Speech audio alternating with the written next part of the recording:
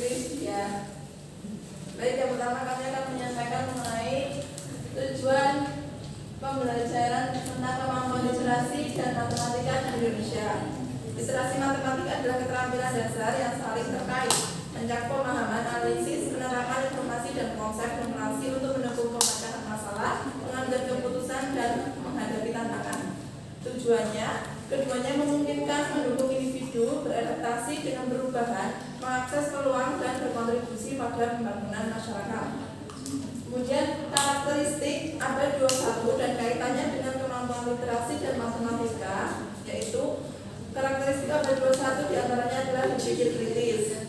Kaitannya adalah keunikan dan kompleksitas pada unsur matematika mengharuskan seseorang mampu berpikir kritis.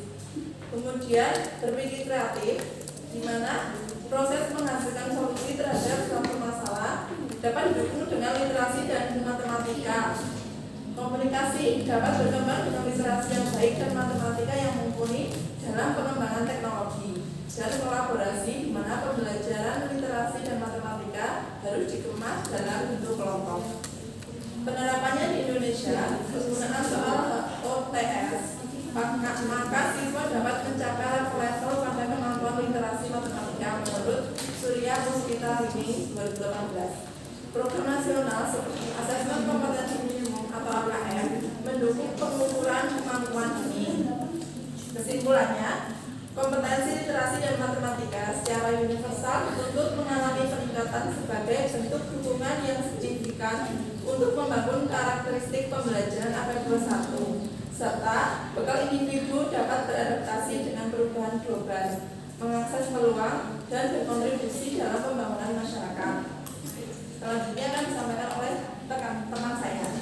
Baik, yang selanjutnya adalah tujuan pembangunan berkelanjutan di bidang pendidikan, yaitu yang memiliki definisi adalah suatu bagian dari SDGs dan sering disebut sebagai SDG 4 yang merupakan sebuah upaya untuk mengatasi kebutuhan proses pembelajaran di abad ke-21 dan memiliki tujuan target yang menempatkan pendidikan sebagai fondasi penting untuk mengatasi kemiskinan, memajukan kesetaraan gender, mendorong pertumbuhan ekonomi dan menjaga keberlanjutan lingkungan. Kemudian untuk karakteristiknya sendiri memiliki fokus pada peningkatan kualitas pendidikan melalui target yang diukur menggunakan indikator pendidikan sebagai pembelajaran seumur hidup dari anak-anak hingga dewasa dan menganggap pendidikan sebagai hak fundamental yang menjadi kunci untuk mengurangi kemiskinan, memajukan kesetaraan dan meningkatkan kualitas hidup dari masyarakat. Untuk contohnya sendiri diantaranya yaitu sekolah aman dan ramah anak tanpa diskriminasi, meningkatkan sumber daya manusia atau guru dengan keterampilan yang relevan, mempermudah akses pada jenjang pendidikan dan penggunaan teknologi dalam pembelajaran. Sedangkan untuk yang bukan contohnya ada dibiarkannya proses diskriminasi dan perundungan di sekolah serta meminimalisir penggunaan teknologi dalam pembelajaran.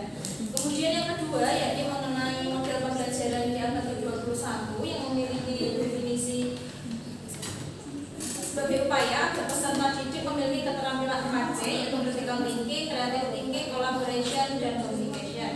Kemudian untuk karakteristiknya sendiri berpusat pada peserta didik sebagai subjek dan berperan aktif dalam pembelajaran dan guru berperan sebagai fasilitator.